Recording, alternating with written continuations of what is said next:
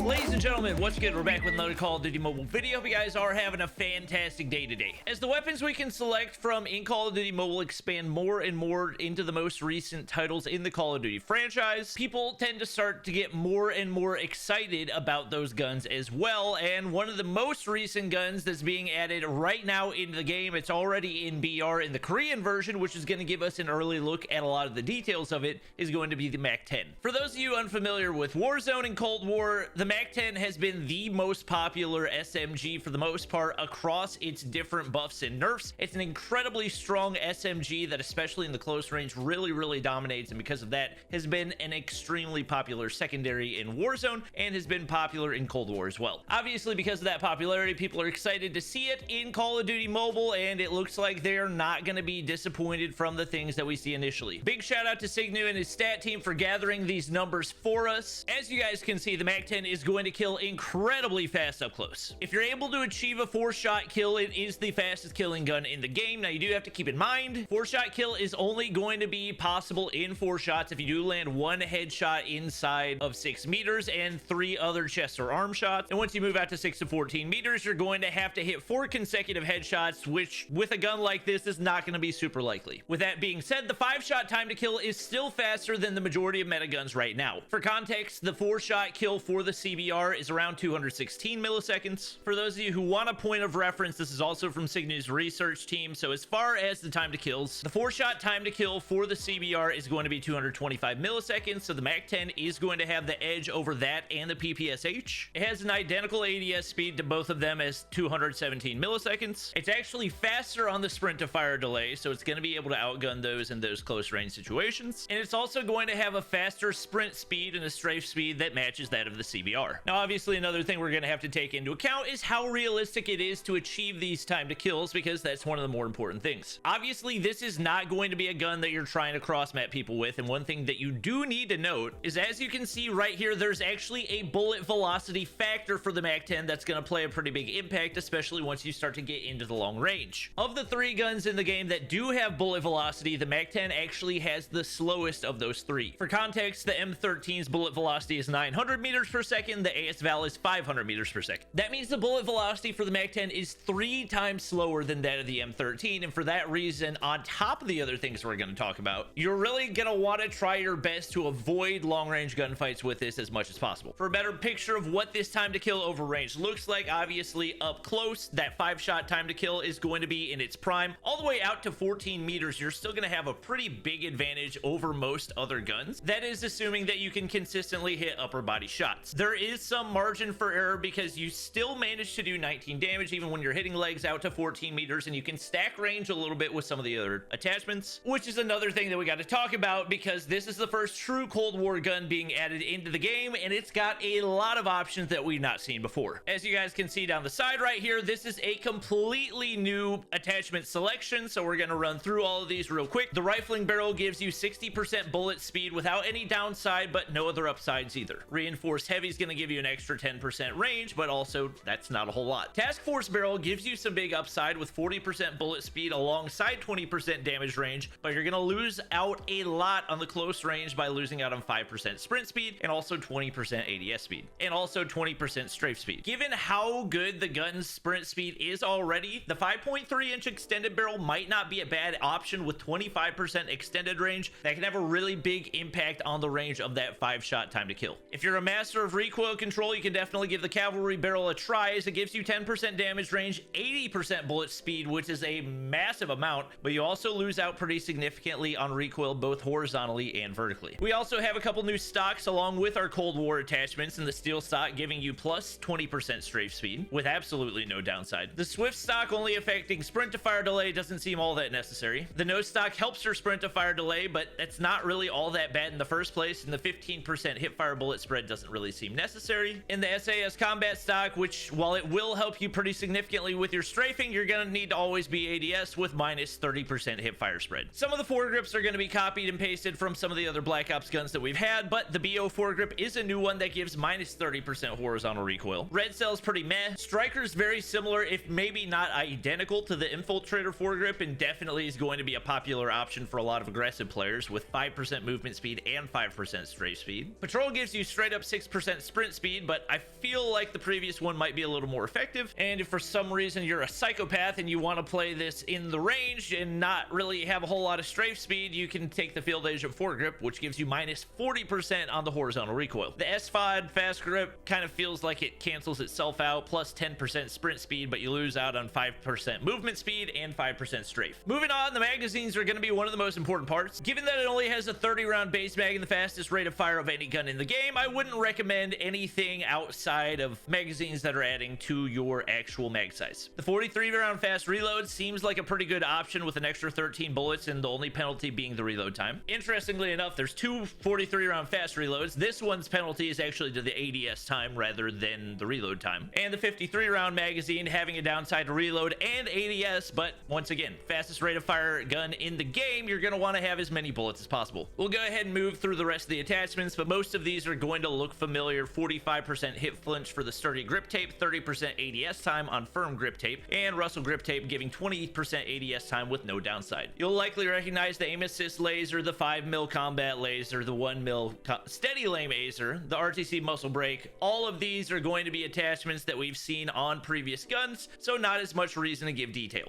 As you can see, on top of the crazy rate of fire, you've also got some pretty crazy vertical recoil. Potentially a solution to this could be if you're a phone player playing gyro and trying to use that a little bit more, or if you're an iPad player, just pull down a little bit harder. Obviously, recoil is not going to be something that you're affected by as much if you are primarily fighting in the close range, and around 14 meters is where you're going to be wanting to take engagements with the MAC-10. With that being said, Mr. Rowie, who's from Cygnus Stats team, gave his recommendation on the go-to build, at least to get things started with the MAC-10, with that being the Russell grip tape, the 53-round extended, Striker foregrip, SAS combat stock, and either the 6.2 Cavalry Barrel or the 6.5-inch rifling barrel. I'm super excited to try this gun out in the game. Let me know if you guys are feeling the same way down in the comments below, but that's going to be it for the video. Hope you guys did enjoy. If you did, please do me a huge favor. Make sure to drop a like down below. Make sure to subscribe to the squad if you haven't already, and we'll see you guys in the next one.